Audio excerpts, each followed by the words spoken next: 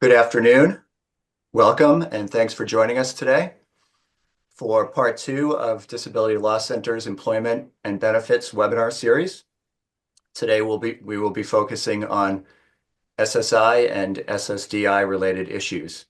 My name is Tom Murphy. I'm a supervising attorney at Disability Law Center.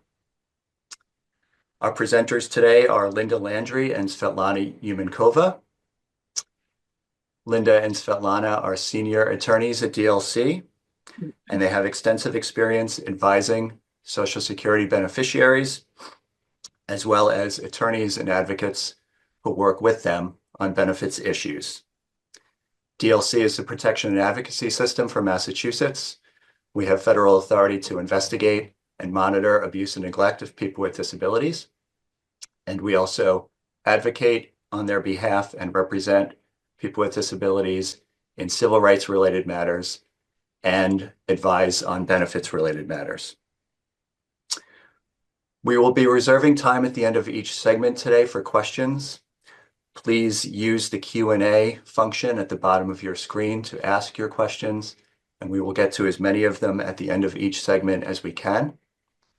If we're unable to get to some questions today, we will answer the questions that we did not have time to get to, and those answers will go out with the materials that will be sent to those who have registered for today's webinar. So again, thank you to Linda and Svetlana for presenting today, and I'm going to turn things over to Linda to get us started. Hi, everyone. Welcome. My name is Linda Landry. I'm going to start out with the Social Security insurance segment of today's presentation. I'm going to do half of this presentation, and I will turn to my colleague Svetlana to finish it out.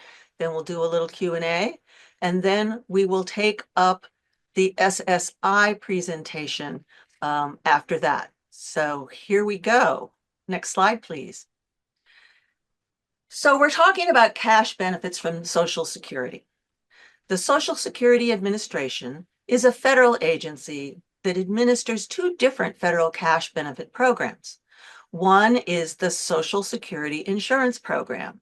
This program includes Social Security Disability Insurance, SSDI, but it also includes retirement benefits and some benefits for certain close family members of those who are eligible for those benefits.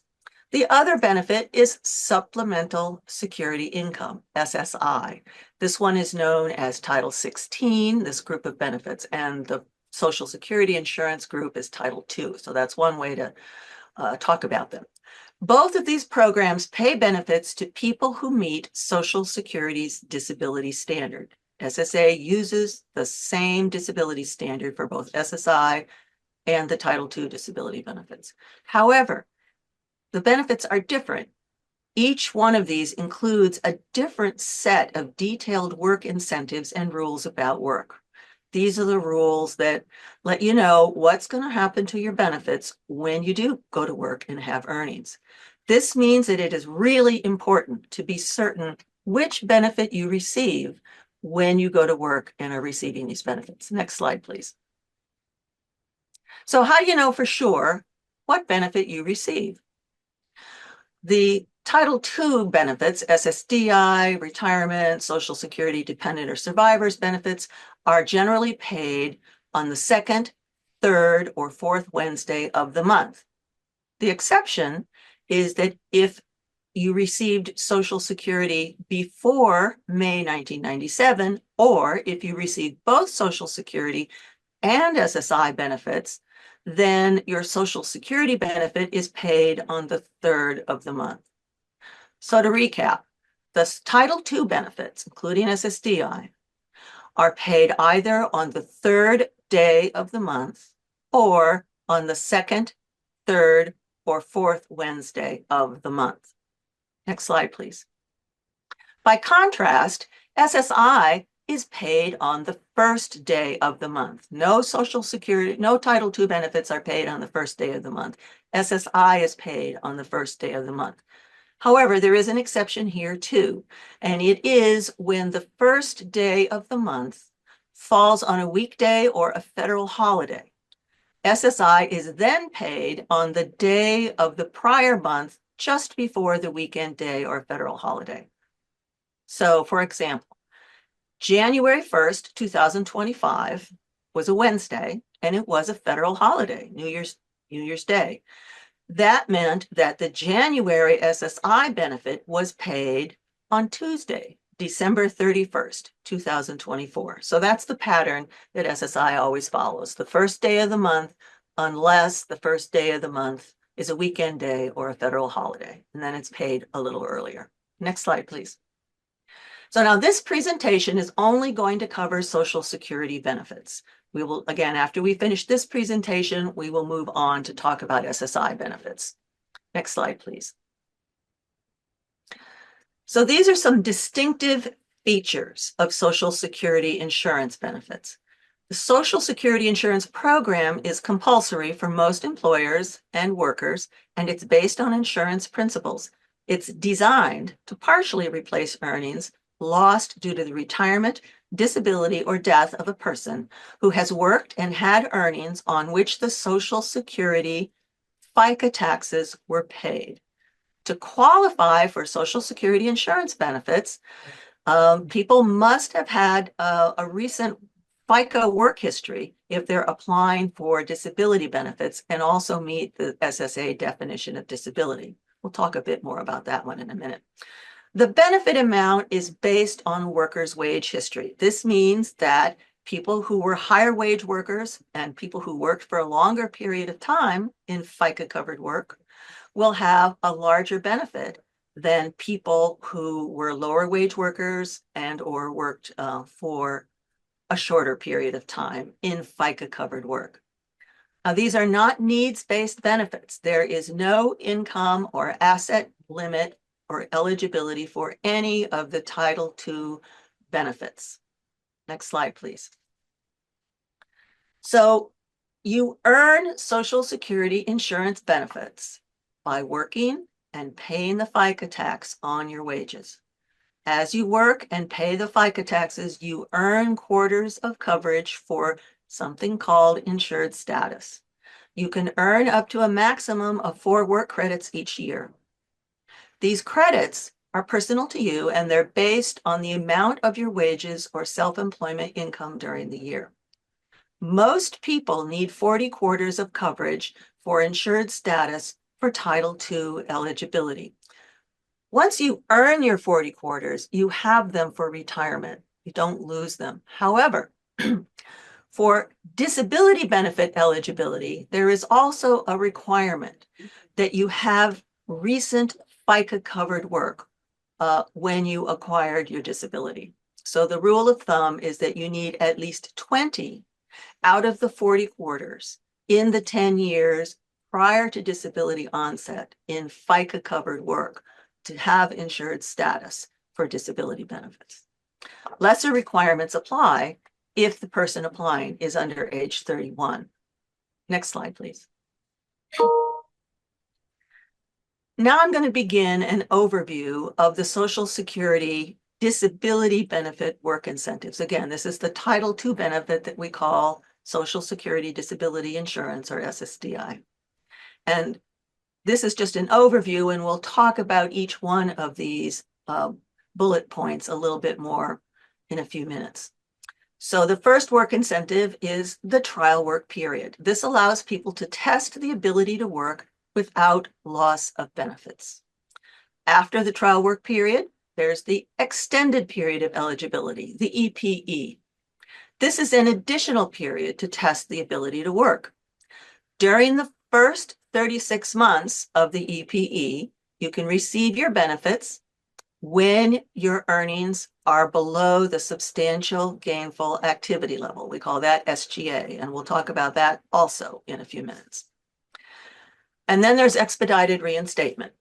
This was created as a faster way back on benefits when SSI eventually terminates due to work at the SGA level. So it's really critical, again, to report your employment and your pay changes to Social Security every time there's a change, so they can track your progress through these work incentives and pay you the benefits when they're due, the right benefits, and avoid large overpayments. Pardon me. Next slide, please. So what is the trial work period? The trial work period is actually a set of 9 months in which to test the ability to work. The 9 months don't have to be used all in a row. They can be used in any combination. And you use a trial work month when you are working and at a level that Social Security defines as services. If you're an employee, Social Security defines services as a certain amount of gross wages in a month. In 2025, it's $1,160 in gross wages. That's what you need to earn to use a trial work month if you still have them to use in 2025. And this number goes up every year with the cost of living allowance that people get in January. If you're self-employed, they do look at that 1160 gross in 2025, but they also look at the number of hours you work in self-employment, and that threshold is 80 hours in self-employment. So to be clear, I mean, you do not use a trial work month if you are working, but you are earning less than the services level, or if you are working less than 80 hours in self-employment. You don't use a trial work month until you hit those thresholds. Until you have used the 9th trial work month, you are eligible for your Social Security, your SSDI benefit, no matter how much money you make, as long as you continue to meet Social Security's disability criteria. And you only get one set of 9 trial work months in a period of disability eligibility.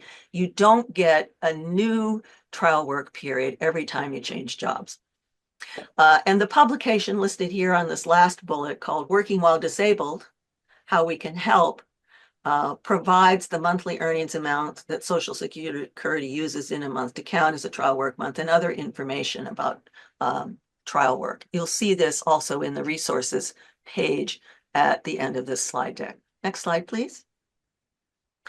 So what happens when the trial work period ends? The first month of the extended period of eligibility, the EPE, begins the month after the trial work period ends. So another way to say that is the extended period of eligibility starts with the month after the 9th trial work month has been used, okay? The EPE is at least 36 consecutive months long.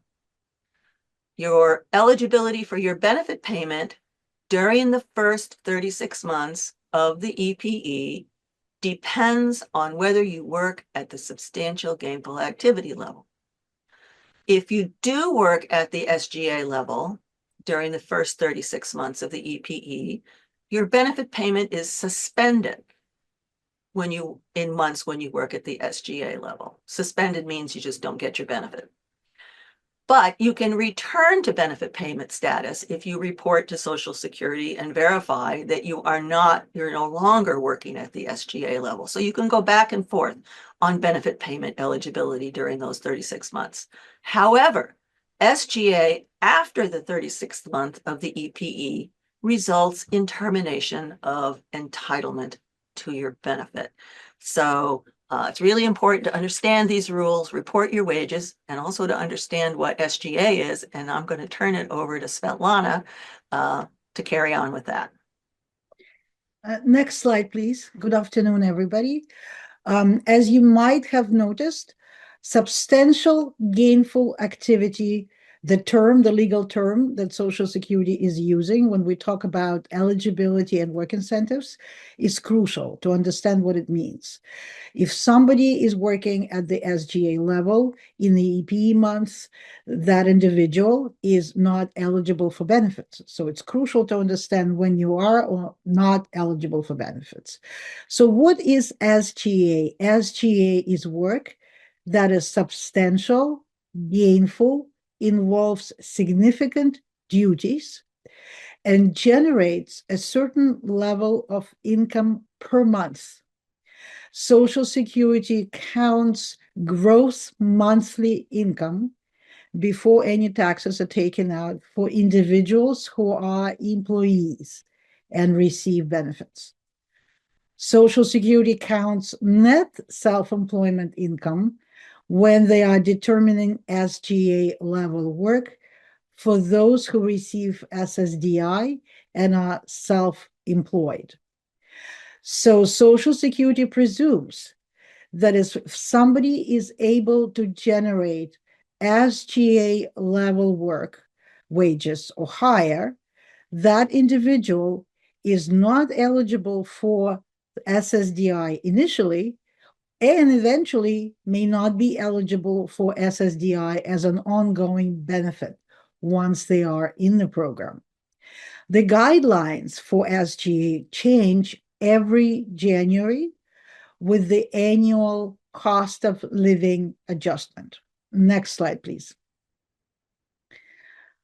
So what are the guidelines for 2025? This year, gross earnings of $1,620 for individuals who are receiving SSDI based on disability, which is physical, mental, or a combination of both. $1,620 per month before any taxes are taken out is the SGA level work that will preclude eventually eligibility for SSDI for individuals who receive benefits and work. Individuals who receive SSDI based on blindness as statutorily blind individuals may work up to and generate wages up to $2,700 before Social Security determines that they're working at the SGI level and therefore may not be eligible for SSDI. As I mentioned, people who are self-employed, only net income after business deductions will be countable when Social Security determines SGI level work. Next slide, please. So what is countable earnings? Social Security looks at the wages that somebody generates per month and determines what percentage of those wages will be countable wages. Only earnings from actual work activities will be countable. What does that mean? That means that countable earnings that may be attributed to compensation for sick, vacation, or holiday days are not part of the countable earnings. If individual is generating $100 per month as a sick or vacation pay or holiday pay, this amount, $100, is not countable for that particular month. SSA can disregard some portion of gross earnings for employment that may be attributable to the work incentives that Linda mentioned when she covered previous slides in this presentation. Some additional tests also apply to individuals who are self-employed. Next slide, please. So what are the employment supports? Impairment-related work expenses. This is the amount of wages that may be deductible before Social Security determines SGA, countable earnings within the SGA. Subsidies, special conditions, unsuccessful work attempts, uninsured business expenses when we're talking about Title II beneficiaries who are self-employed. All of these legal definitions, terms, are available and described in the publications that Social Security puts in print and online. And I will provide you some guidelines as to how to find a little bit more information about the employment supports. Next slide, please. However, we are going back to what we covered in the beginning. If you remember, an SSDI eligible beneficiary gets 9 months, consecutive or non-consecutive, of the trial work period, and then at least 36 months, consecutive 36 months of the extended period of eligibility. Entitlement to SSDI may terminate after the 36 months if individual continues to work and generate wages above SGA that we just discussed. So what happens in this situation? If somebody has been terminated, whose benefits have been terminated, the individual in this position has two options: to file a new application for Title II or to file for expedited reinstatement, provided that this individual still meets the SSA disability criteria for the same or closely related medical condition. Next slide, please. Expedited reinstatement may be a faster way to get back into the SSDI program for those individuals who went through the trial work period, 36 months of the extended period of eligibility, continued working, and whose benefits were terminated because of the SGA. So they may apply for EXR if they are unable to perform substantial gainful activity within 60 months of termination.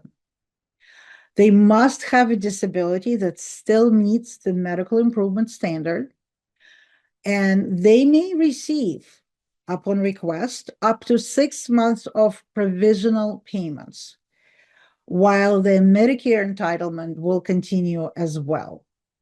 So if somebody has applied for EXR, an individual will be able to receive 6 months of provisional payments while Social Security is processing paperwork and deciding if such an individual meets the medical improvement standard under the Social Security Act.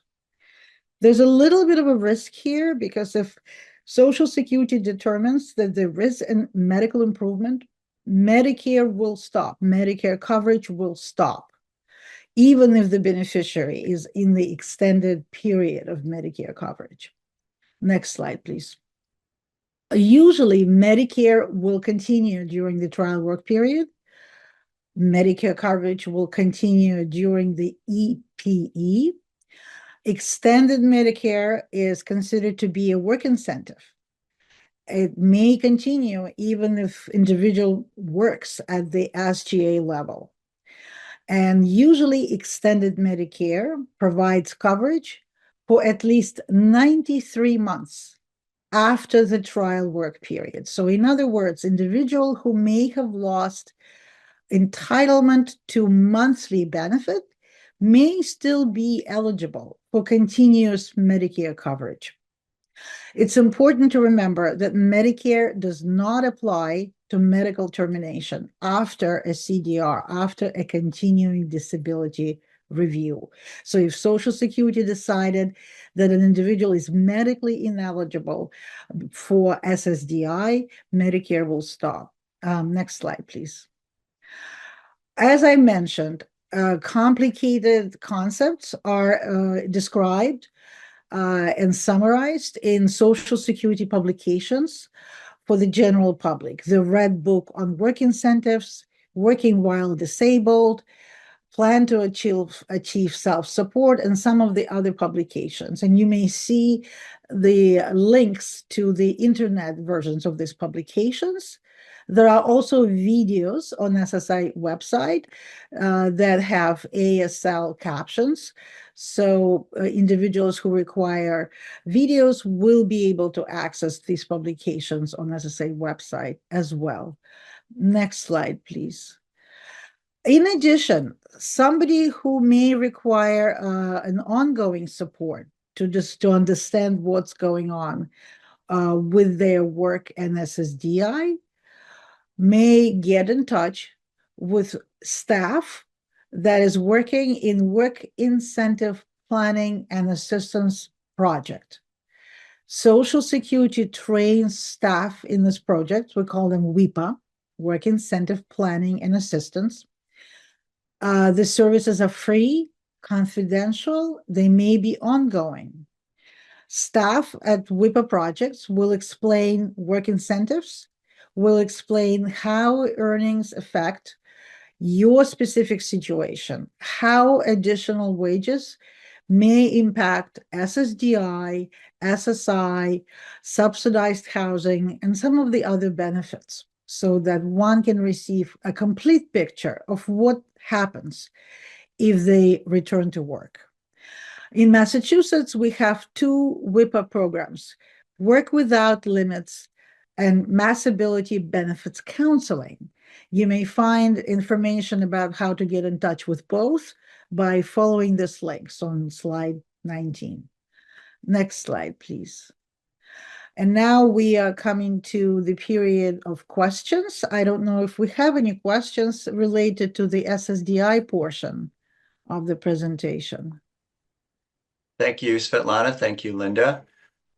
We don't have any questions yet in the Q&A, but I would encourage folks to, if you do have questions about what has been presented so far regarding SSDI, please use that Q&A function at the bottom of your screen. And meanwhile, I would like to remind folks, while we're waiting for possible questions, that it is crucial to provide information about your work activity to Social Security Administration timely. As you can see, the overall structure of how wages may impact your SSDI eligibility is complex. And it's important that Social Security receives information about your wages on time so that they can process and adjust the benefits accordingly. This way, it allows you to plan and it allows you to avoid large overpayments, large situations where you're receiving benefits and benefits are not due. And, So, and this is Linda. I just wanted to add that it's also important that when people do work while they're receiving benefits, really important to keep good records for yourself about the way when you've worked, what wages you've made, whether any of your pay includes some of those items that don't count, like vacation or sick time or holiday pay that should come out. SSA doesn't know that unless we tell them sometimes. And also explore whether some of the other deductions like impairment-related work expenses are applicable to you. And also really important to make sure SSA always knows what your address is and that that they have the correct address. I'm sorry. And that you keep copies of all notices that they send you because it's very useful if you're trying to figure out with a third party what's going on. And I see we do have some questions now, Tom. we do. So the first question is, why do Social Security process applications and paperwork take so long? Well, I can take that one. I think Social Security has become very short-staffed in all their components. It's taking a long time almost everywhere in the country. It takes a long time for them to hire people and train them. It's a very complex program for them as well as for us. So that is why, not a very good answer. I don't think it's an easy problem to solve. So I think this problem is going to continue for some time to come, but they do get to all the paperwork. It just takes a long time sometimes. The important thing for you to do is to make sure your medical providers know you're applying and that they respond to Social Security's requests for information promptly, because that's another way that an application can be bogged down if your providers don't timely respond to Social Security's requests. Thanks, Linda. Mhm. So the next question is in regard to reporting. You've talked about the importance of reporting earnings to Social Security to help to avoid issues regarding overpayments. So the question is, how do you do that? What's the best way to report to SSA? Well, I can probably take that one. In short, there are at least three ways to report wages. You may report wages by mailing copies of your pay stubs to your local Social Security office. It's really important then to leave copies of whatever you're mailing for yourself so that you have a record of that. And if there is a possibility, please mail it registered mail so that you have proof that you mailed it. You may also report wages online by establishing My Social Security account. Once the account is established, there will be a special page that you may be able to use, a special web page, and you may upload the information that you need to report about the wages, the amount that you have been making per month, and the specific details about the work, the employer that you have, or if you are self-employed, about self-employment. It's also possible to report wages by phone using the 800 number, even though that may be less convenient way because it will be difficult to prove in the future that a report of work has been made.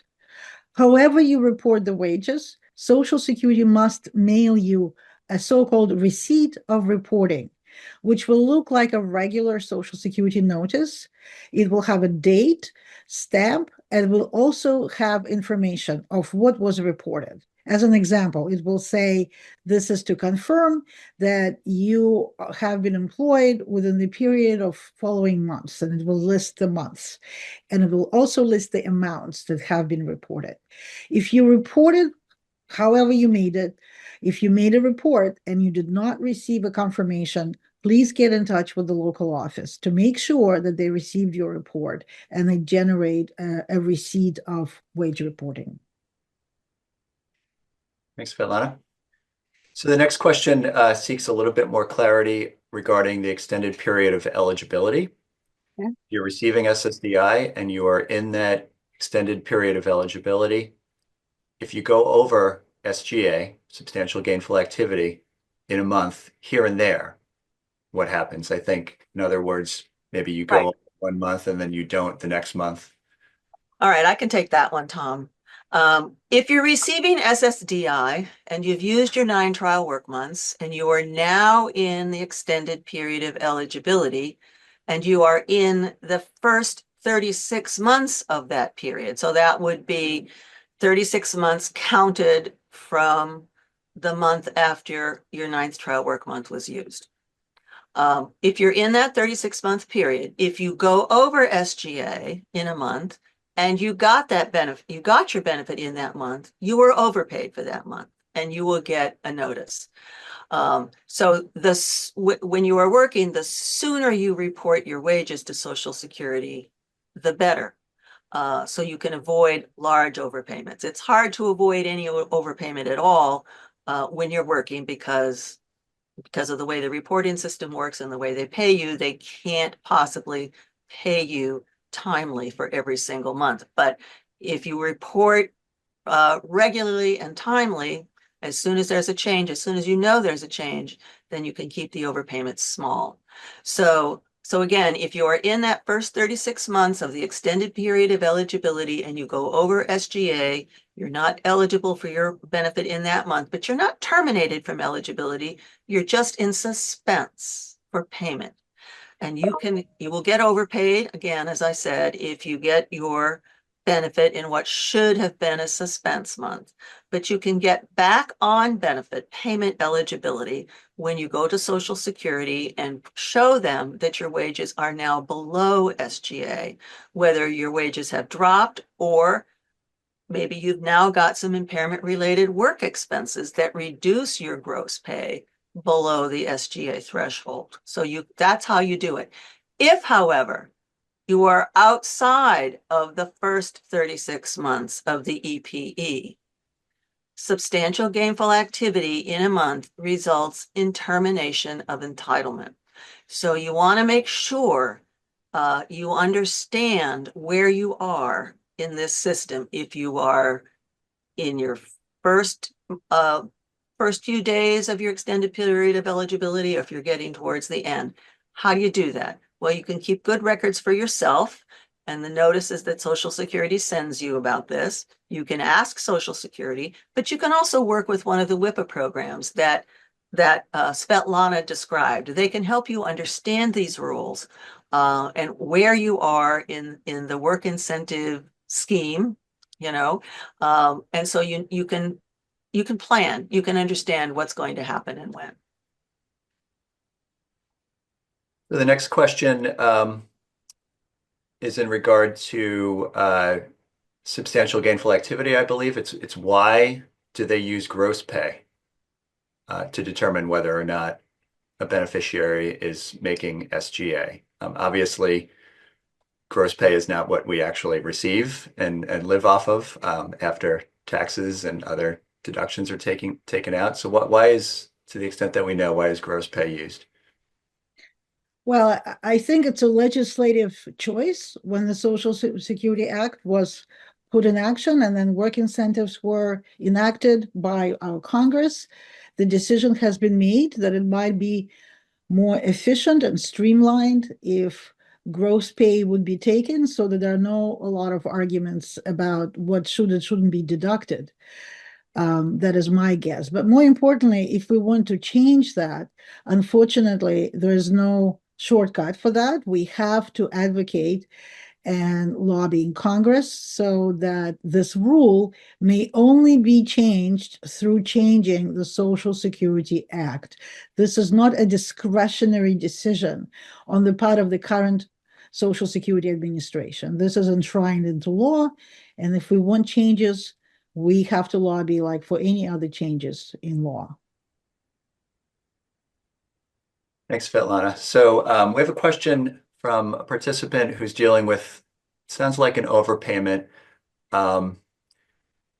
They have difficulty explaining to Social Security that their benefit should stop in months that they're working. As a result, they ended up with an overpayment, which has been appealed, but denied a few years later. So what's the best way to sort of deal with the situation where Social Security might continue to pay a beneficiary even though they've gone over SGA? Well, sometimes you are still eligible even after you've gone over SGA. For example, again, if you go over SGA while you're in the 36-month period of the EPE, you can go back and forth on benefit payment eligibility. Your entitlement hasn't terminated.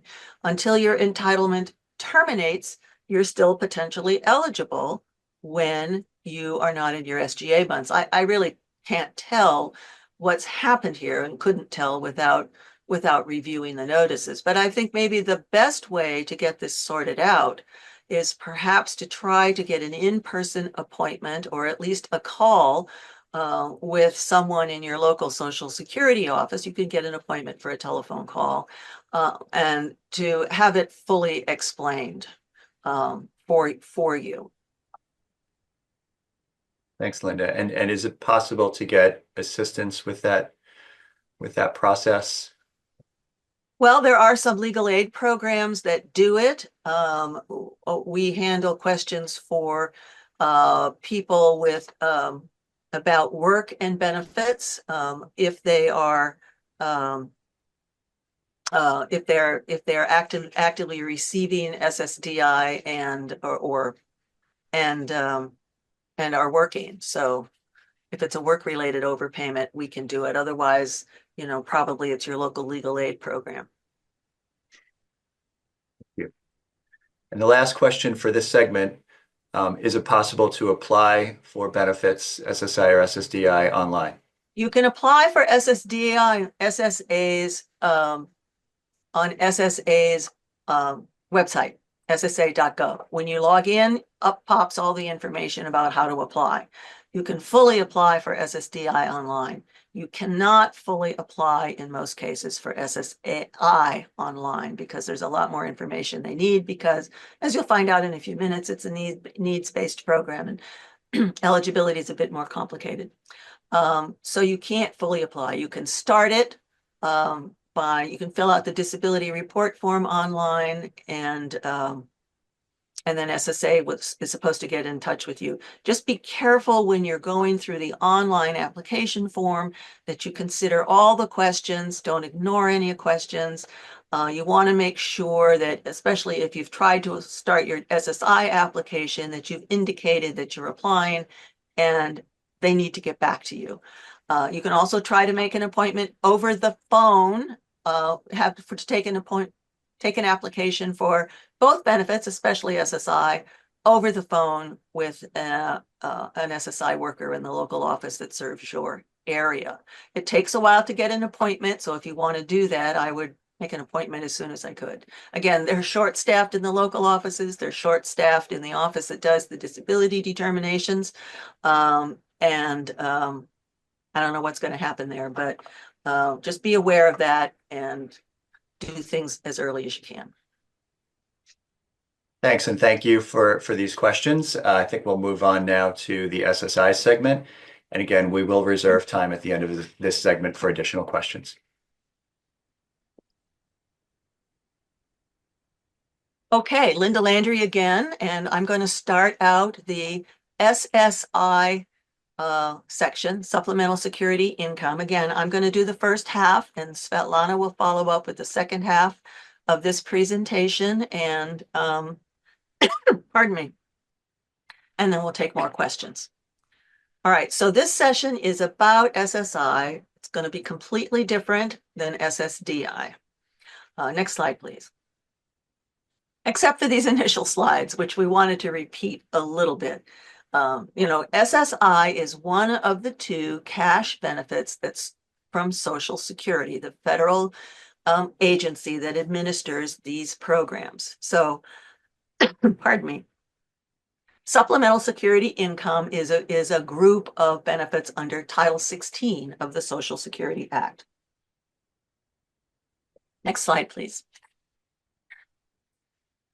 It uses the same disability standard as the Title II programs do, but SSI has a different set of non-disability eligibility criteria because it's a needs-based program. So we'll talk about that a little bit in a minute. It also has a completely different set of detailed work incentives and rules about what happens when you go back to work.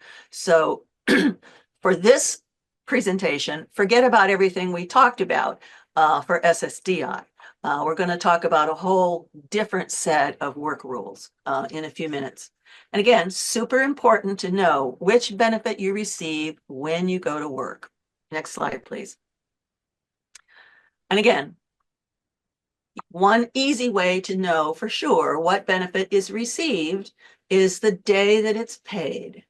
Just to summarize, for Title II benefits are paid on the third day of the month or on the second, third, or fourth Wednesday of the month. Next slide, please. SSI, on the other hand, is paid on the first day of the month, unless the first day of the month falls on a weekday or a federal holiday. In that case, it's paid on the day of the prior month that's just before the weekend day or federal holiday. And we gave this example before, January 1st, 2025, a Wednesday was a federal holiday. So SSA paid the January SSI benefit on December 31st, 2024 for that reason. But despite the fact that it was received in December, it was paid as the benefit for January. All right, next slide, please. Again, this presentation now covers only Supplemental Security Income, SSI. Next slide, please. So what is Supplemental Security Income? It is a newer program than the Social Security insurance programs. The insurance programs, by the way, were created during the Great Depression by Franklin Delano Roosevelt. The idea was you pay into Social Security by paying the FICA taxes on your wages when you work. In contrast, the SSI program was created in 1972 when Congress passed Title 16 of the Social Security Act. It was created as a needs-based program for people with limited income and resources. The Title II benefits are funded by people paying the FICA taxes on their work. SSI, in contrast, is funded by general tax revenues. And its needs-based rules are affected, it means that your benefits are affected by changes in your income, by any resources you may have, and even your living arrangements. So it's a complicated program, and we're not going to be able to talk about all of the complexity in this presentation. But we want to give you an idea about what happens when you go to work when you get SSI. But SSI provides cash to meet a person's basic needs for food, clothing, and shelter. Next slide, please. Distinctive features of SSI. Again, the benefit is paid on the first of the month. Income and asset resource limits apply for eligibility. Income is any item received in cash or in kind that can be used to meet the person's basic needs for food and shelter, either directly or by sale or conversion. Resources are things you own and have control over, like your bank accounts, cash, stocks and investment, land that you don't live on, life insurance, personal property. The resource limit is $2,000 in countable assets for an individual and $3,000 in countable assets for a married couple. I said countable because SSA's decided as a matter of policy that certain assets don't count, like the home you own and live in, and one vehicle that's needed for transportation. And there's a few others, but not everything is countable. And in Massachusetts, Medicaid, which we call Mass Health, eligibility is automatic with any amount of SSI eligibility. Next slide, please. So who can get SSI? People age 65 or older who have limited income and resources, or people who are blind or meet the disability standard in the program who are aged 0 through age 64 and have limited income and resources. These are the categories of people who can get SSI. You have to be a resident of the 50 states of the United States, one of the 50 states of the United States, the District of Columbia, or the Northern Mariana Islands. You have to be a citizen of the United States or meet pretty restrictive immigrant eligibility criteria for eligibility. And you have to file an application for eligibility and meet both the disability standard, in other words, and these non-medical requirements. Non-medical requirements are income, assets, and citizenship or immigration eligibility status. Next slide, please. The SSI payment amount is set every year. It's not personal. Remember, the SSDI benefit is kind of personal to the wage earner, how much they earned and paid into FICA on. SSI is not like that.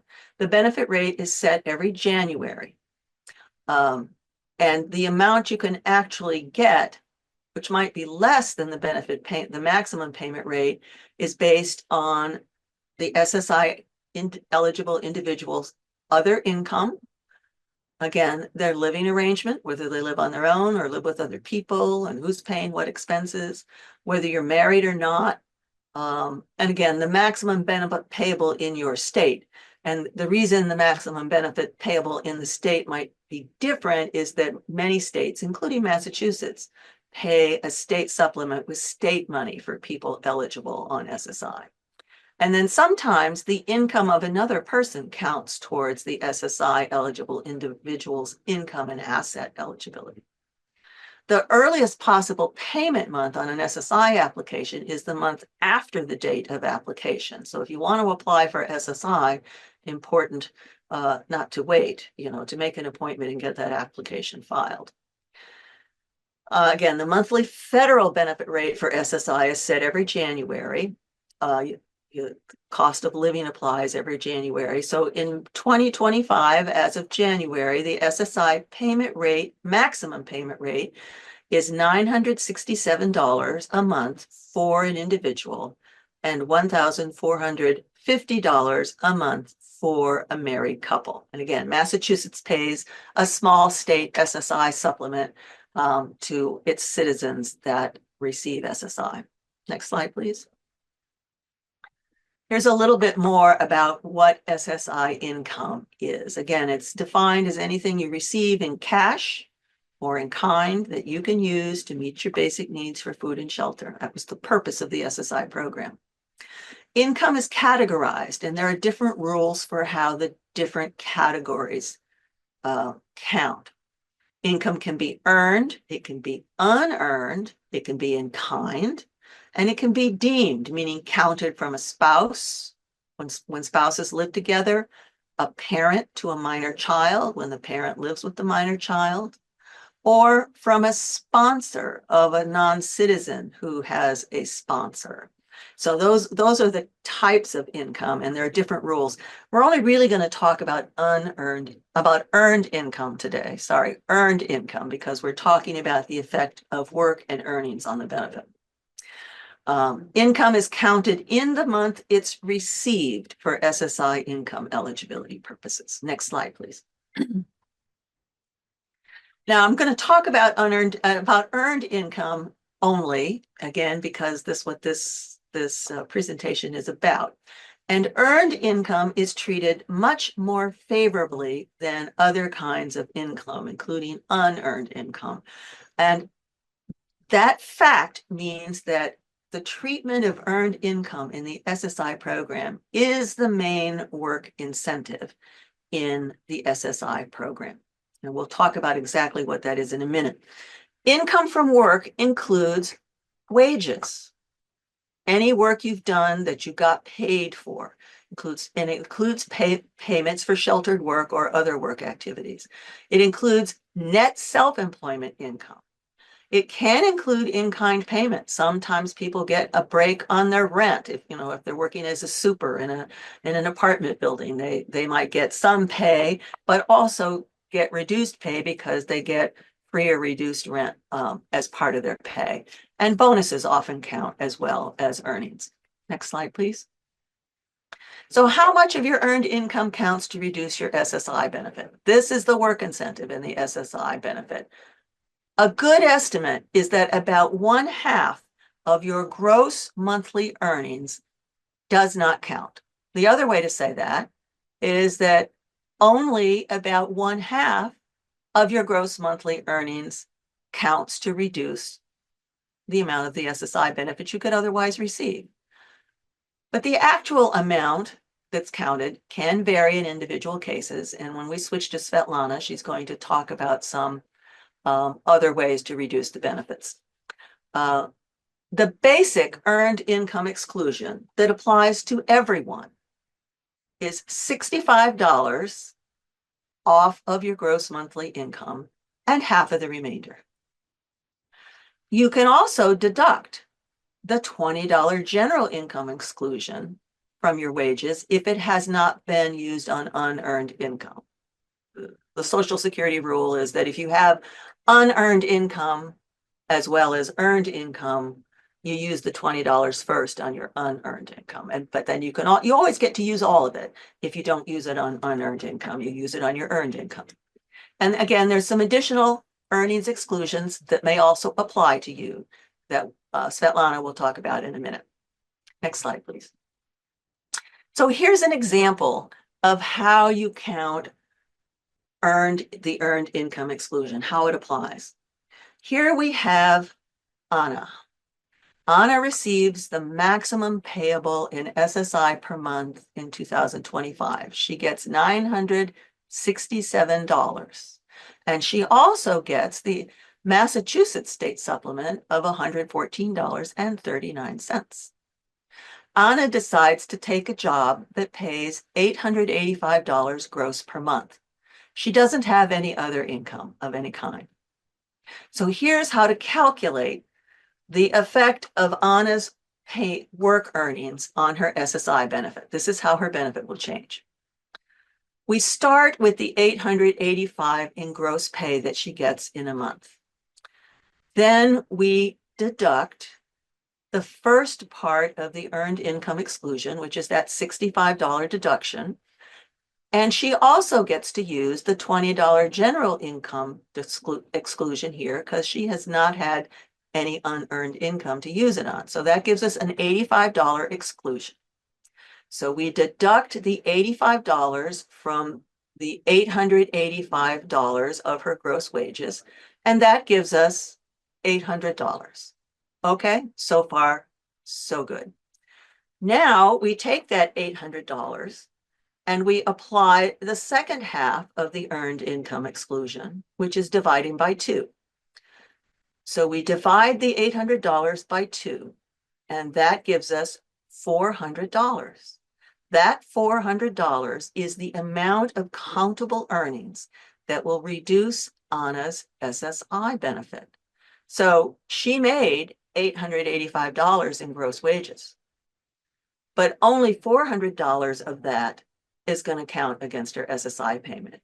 So I think you can see how estimating about half of your gross monthly wages as counting against your SSI benefit is a safe and easy way of estimating the effect of work on your benefits and, sort of planning what you're going to have to live on from that while you're working.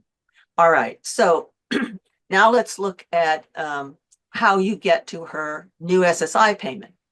You start with the amount of the payment that she's been eligible for, which is $967 a month. We deduct the $400 in countable earnings, and we come up with $567. This is Anna's new SSI payment. Her new monthly income, however, is $1,566.39. And we got there by adding the $885 in gross wages that she made to her new benefit amount, her new SSI benefit amount, which is $567, and also adding the $114.39 in the Massachusetts State Supplement that she gets. So, you can easily see that she has more earnings by working because of the generous SSI work incentives deductions that are the main work incentive in the SSI program. All right, now I'm going to turn it over to Svetlana, and she's going to talk about some other deductions that some people may get to take from their earnings before it reduces their SSI. Next slide, please. This is Svetlana, and as you may see from the previous slide and Linda's explanation, an individual who's receiving SSI and working financially, among other things, will be better off, even if the SSI is reduced by a certain measure. The combined income, earned income, and SSI ultimately will be more. So it pays to work, and Social Security encourages people to work. However, it's very important to remember that an SSI beneficiary must report wages on a regular basis. Whenever there's a change between employers or whenever there is a change in the rate of pay, Social Security needs to know about it. Report must be made to Social Security anytime there's a change in jobs or pay, no later than the 10th day of the month after the month in which the change occurred. So if you changed your jobs or if your rate of pay increased in January, you should report to SSA no later than the 10th of February. It's important to keep records and proof of reporting so that you can prove that, number one, you reported and you reported timely. Next slide, please. In addition to a very favorable way Social Security treats wages, the earned income deductions, there are other exclusions that Social Security allows for individuals who are receiving SSI benefit. Impairment-related work expenses, blind work expenses, student earned income exclusion, plan to achieve self-support, among many other exclusions. Those are the major ones. Next slide, please. Impairment-related work expenses is an exclusion that is given to an SSI recipient after the work exclusion is calculated. So if somebody generates wages, Social Security first will determine what part of the wages will be countable. It will deduct out of SSI whatever the countable portion of the wages is per month. And then it may also look at the so-called impairment related work expenses. An impairment related work expense is the cost of an item or service that an SSI recipient needs in order to work and paid out of pocket.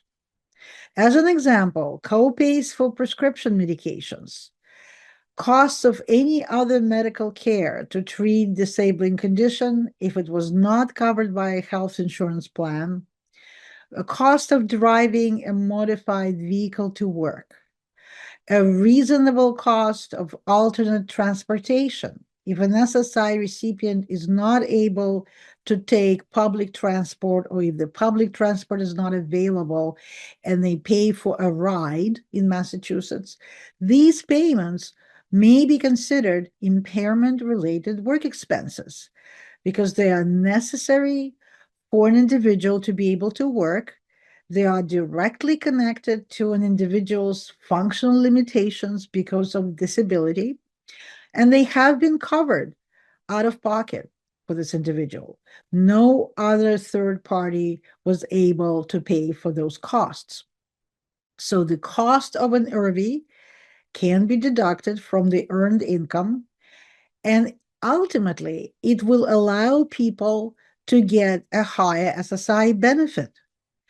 If somebody is paying $100 per month for a psychotherapy that is not covered by any other insurance, it means that Social Security may disregard $100 out of the wages and ultimately pay more in SSI to such an individual.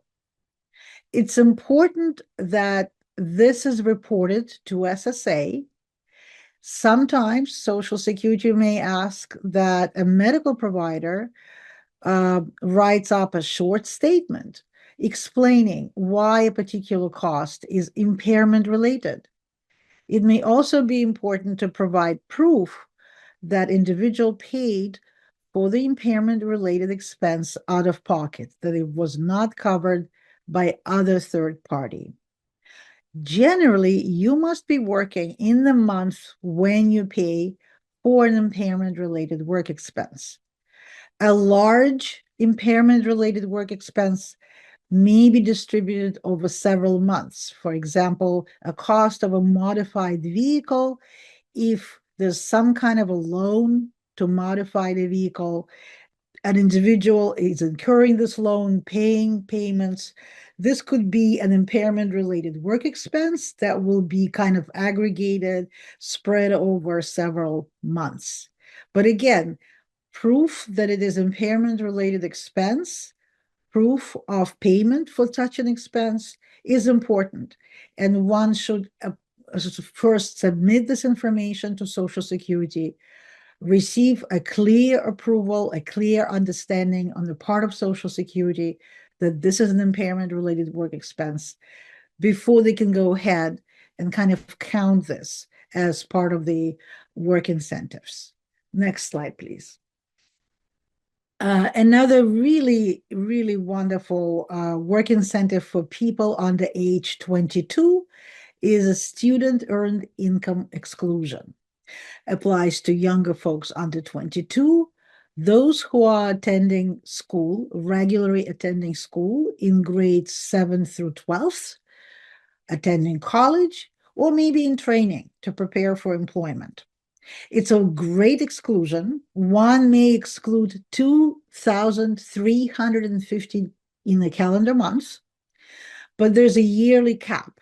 Per year, it goes up to $9,460. So a student who is receiving SSI may disregard up to $9,460 of wages per year.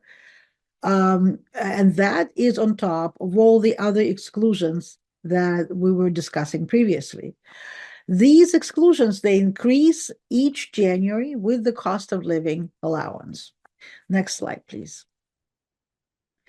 Blind work expenses exclusion is available to individuals who are receiving SSI as a statutorily blind people. So what is statutory blindness according to the Social Security Act? It's a central visual acuity of 20 over 200 or less in the better eye with correction, or it's a limitation in the field of vision in the better eye such that the widest diameter of the visual field subtends an angle of 20 degrees or less. If an individual's visual condition meets these two criteria, one or the other, they may receive SSI as a statutorily blind individual. And in this situation, on top of all the other exclusions, Social Security will exclude blind work expenses. For example, cost of travel to and from work, federal, state, local income taxes, Social Security taxes, visual aids, translation of materials into Braille, union dues, lunches at work. It's a more expansive, wider exclusion than an IRVI that I discussed before. Next slide, please. Plan to achieve self-support. Another really great exclusion or work incentive, heavily underutilized. A lot of people are not aware that this is available to them. And PASS essentially lets one to set aside to save up some income and resources to reach a particular work goal. If you remember, Linda mentioned that for Social Security to be eligible for SSI, one cannot have more than $2,000 in savings as a resource if this is an individual, or $3,000 in savings or resources as a couple.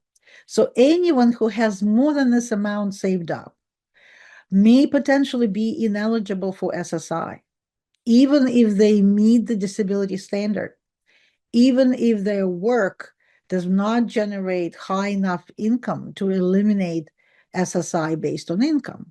Resources may be an impediment to that. So if an individual has a plan to be self-sufficient, but needs savings to reach that goal, such an individual may set aside income and resources and ask that Social Security excludes the income and resources when they determine eligibility or when they determine the payment amount. So let's say somebody would like to save up some money to modify a vehicle to be able to drive such a vehicle with a wheelchair or any other physical limitation to work. It may be expensive to do it. It's not covered by any other third party. So an individual may draft a plan, get in touch with the local Social Security office, and explain that they will be setting aside a certain percentage of their SSDI benefit, or perhaps a certain percentage of their wages every month. Eventually, the savings will accumulate and may go beyond the $2,000 limit that is usually applicable to SSI recipient. If these savings are there for the purpose of eventually paying for such a modified vehicle, Social Security may approve this as part of the PASS, part of the plan to achieve self-support. As a result, somebody who only was eligible for SSDI may potentially be eligible for SSI, or somebody who was receiving SSI and wanted to save some money without losing eligibility may save up some money. And for this to happen, all they needed to do is get in touch with SSA, provide the information, fill out the form, SSA 545BK. And if Social Security approved the plan to achieve self-support, they will be able to do it. However, it's important to remember that if in the future the goal changes or there's some kind of an interruption, the money will be spent for purpose other than what was set out in a plan to achieve self-support. Social Security may go back and may decide that, in fact, whatever the individual saved up beyond the allowable resource limit now is countable, and perhaps might even be countable in the past. And therefore, the individual was not eligible for the full amount of SSI. It's important to think about the potential goal and follow that goal. And if something changes, get in touch with SSA, keep them appraised, and perhaps, suspend PASS so that there are no adverse effects, so that there is no potential overpayment if PASS is put into play. Next slide, please. All of the work incentives that I just described are summarized in the publications that you may find online. And as you can see on the bottom of the slide, there is a link to a publication on plan to achieve self-support. If you have additional questions, if you have any specific situation, you're receiving benefits, you're thinking maybe you want to set up PASS, or maybe you're thinking of an IRVI, you can always reach us and we will be able to discuss your individual situation so that you can take advantage of those wonderful work incentives. Next slide, please.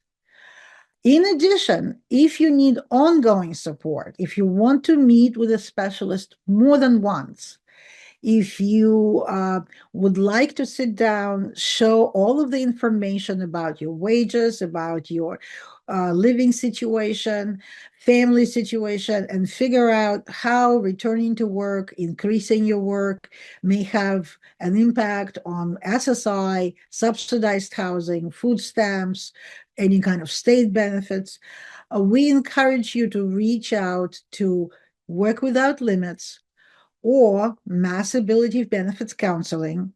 Staff at these both programs will be able to get in touch with you, have a meeting, set up a plan, and explain considering your specific set of circumstances, what do you need to report to Social Security, how to do it, what will happen next. In a couple of months, when situation develops, you may be able to go back to those specialists and appraise them of the new developments, and you will find out what happens then next. It's a really wonderful service. It's funded by Social Security with full understanding that these rules are complicated and people need a lot of help to make sure that they're not incurring overpayments. Next slide, please.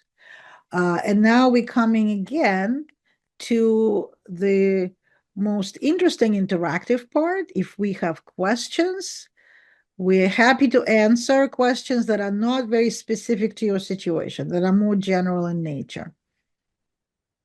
Thank you, Svetlana. Thank you, Linda. We do have a few questions waiting in the queue, and we we also encourage you to use the Q&A function at the bottom of your screen if you have any additional questions regarding anything that we've discussed so far today. So, the first question is why would someone else's income affect an individual's benefit amount? I take that one.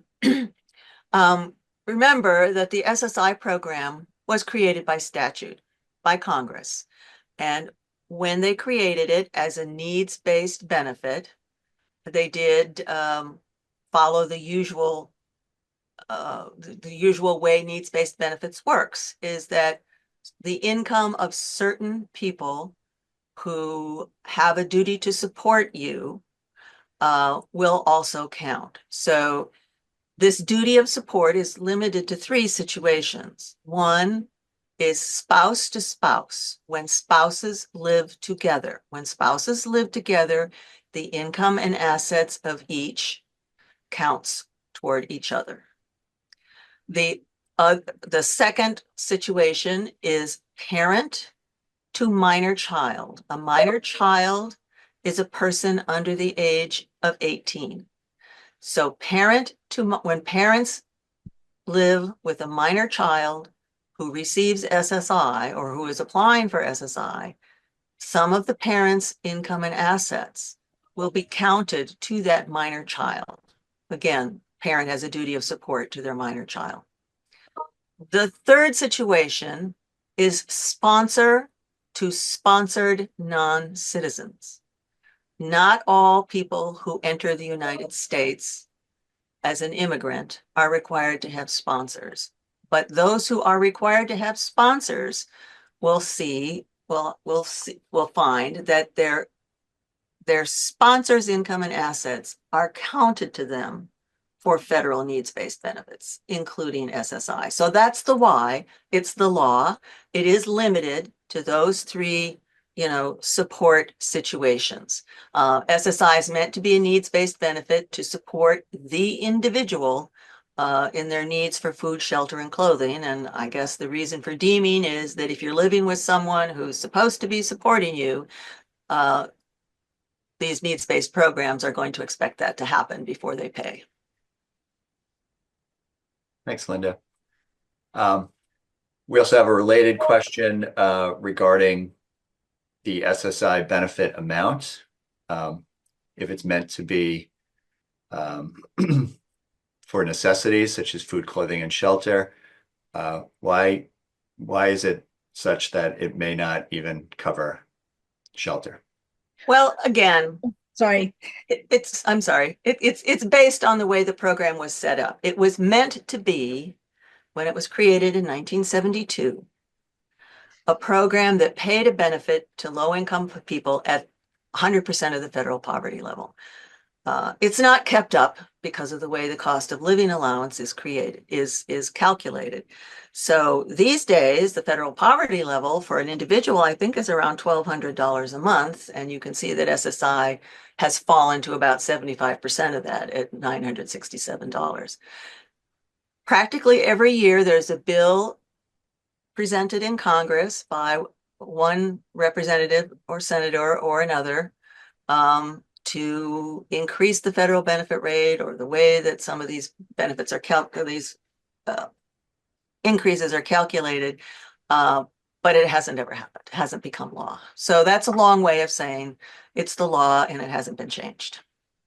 And I also would like to add that whenever we hear needs-based program, whether this is SSI, subsidized housing, or any other program, this is basically a shorthand to explain that whatever agency administers the program, whatever agency pays the money, in this case SSA, they will be taking into account financial situation of people who are applying and seeking the benefit. As an example, we were talking about SSDI in the beginning. It is not needs-based. It is available to those who paid FICA taxes and now would like to draw benefits because they are disabled, or eventually will be getting retirement benefits because they paid into the system. It operates in a way like a private insurance where you pay your premiums, then you draw the benefit if you need to, and you meet the contract standard. So for SSI, this is a program where individuals who have disabilities, they meet the same disability standard as SSDI. And when they apply, the government uses financial criteria. They are interested in the financial situation of those who apply. And that's why the program is called needs-based. So it's not so much, unfortunately, to reflect what your real needs are, but it's more to underscore the idea that we will be looking to a financial situation of somebody who is applying. And that's why the program is called needs-based. You both. So our next question relates back to, and we have about 10 minutes left, so we should have plenty of time for the rest of these questions. This relates back to the first part of our program today regarding SSDI. And the question is, should earnings be reported monthly regardless of what segment of the work incentive the individual is in. So this individual whose son was reporting their earnings monthly while they were in their trial work period was then told that he didn't need to do so after the trial work period was over while he was in his extended period of eligibility. Is that, first of all, is that advice correct? It's not generally correct. It's if he were drawing a salary and his pay didn't change from month to month, then he wouldn't have to report every month. He would have to report when there was a change, when his monthly benefits change.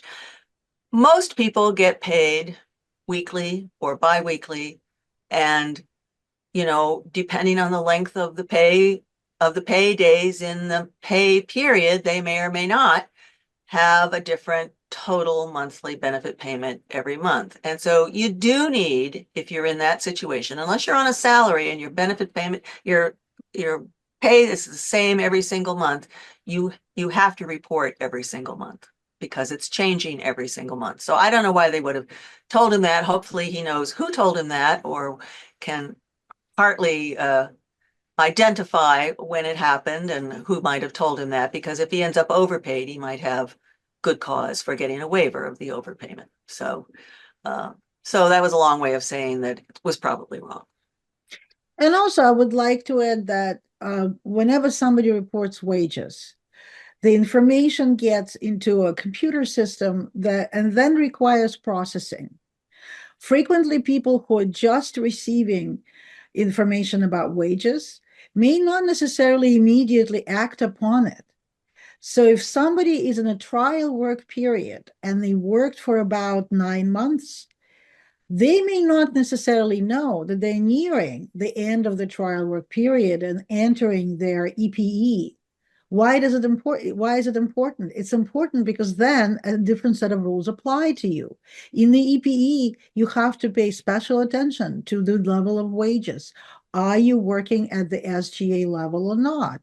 If you did not report, as was recommended to a person who asked us a question, if you didn't report, or if that person's son did not report to Social Security when he was in the trial work period, he probably wouldn't know. Social Security wouldn't probably not inform him that his trial work period months was number 9, that he was entering EPE, and that it was very important to be sure that he's not working above SGA, or if he is working above SGA, his benefits should have been suspended.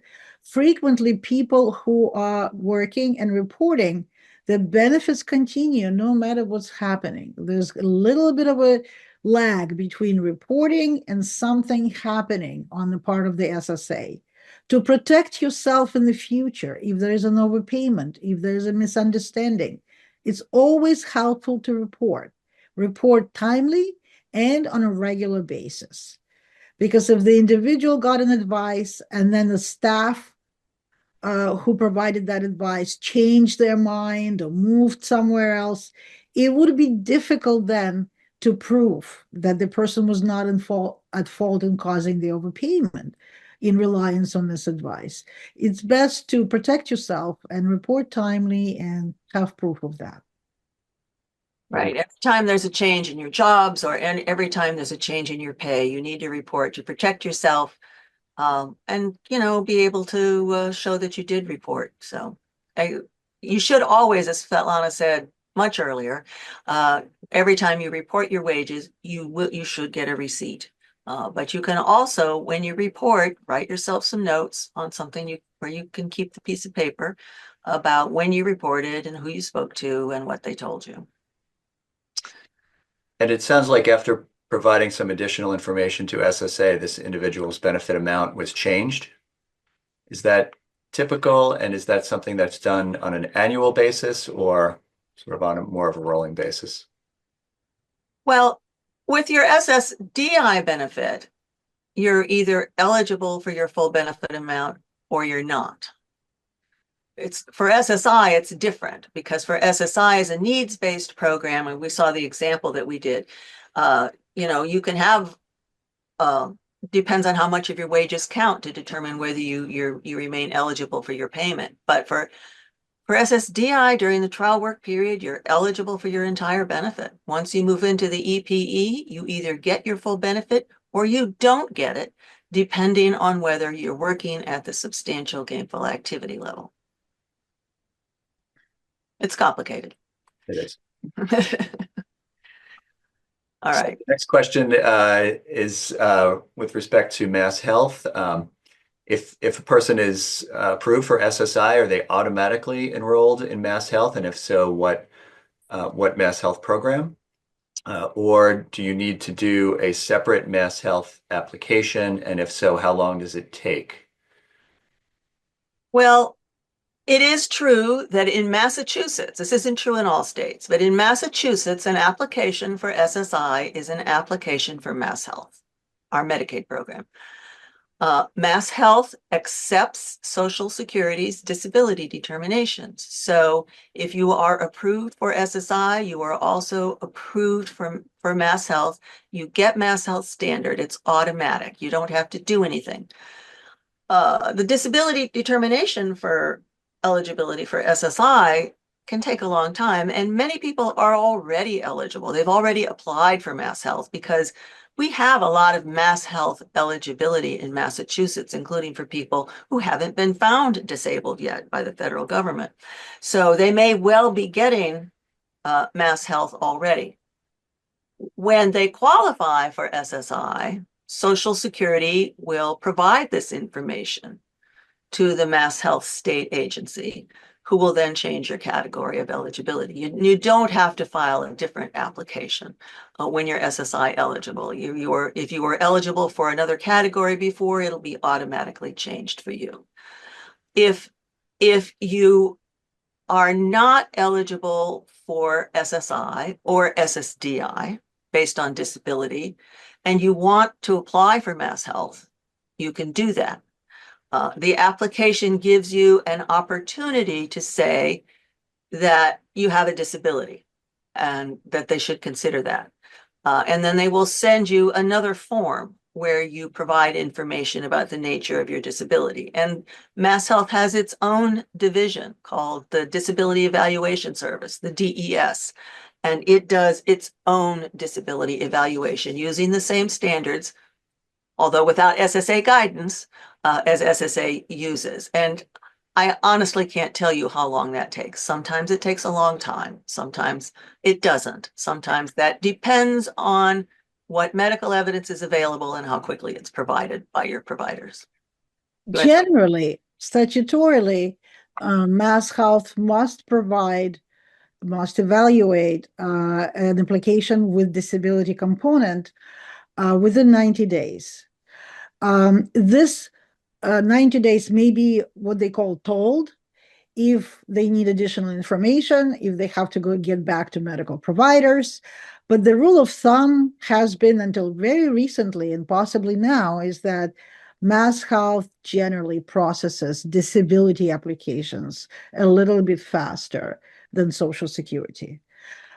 Obviously, it depends on each case individually, but we encourage people to apply for Mass Health if they have critical medical needs. They filed an SSI application and they're waiting. There's no reason to wait until Social Security renders a decision. You may apply for Mass Health separately. And by the way, you may also appeal any kind of a denial separately as well.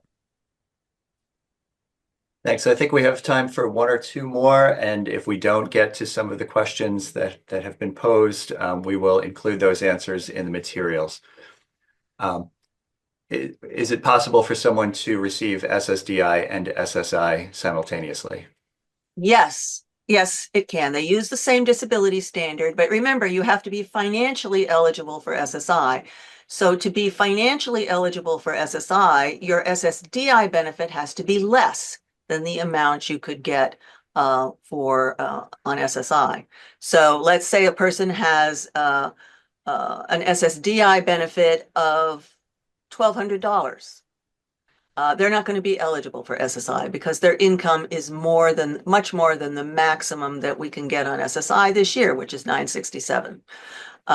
If, however, the SSDI benefit is $600 and the person would be eligible for $967, you can see that $600 is less than $967, so they would be eligible for the difference between their SSDI benefit and the maximum SSI payment that they could be eligible for. I can't do the mental math in my head, but a couple $100 or so. So that's how that works. But when you work, you get both SSI and SSDI, you have to be aware of the different rules that apply to your different benefits. They're not harmonized if you get both benefits. They're applied separately. The work rules are applied separately to each benefit. Thank you. So we are at the end of our time. I'd like to thank Linda and Svetlana for the great presentation today and sharing all of their knowledge with us. Thank you to Caitlin and Amanda at DLC for running things behind the scene. Thank you to our interpreters. And thank you for all of you who participated. Just a reminder, if you missed last week's presentation on employment and reasonable accommodation issues, or if you would like a refresher on today's presentation or have someone in mind that you think would benefit, they will both be archived on DLC's website, dlc-ma.org. And we thank you for attending today. Have a great afternoon. Bye-bye.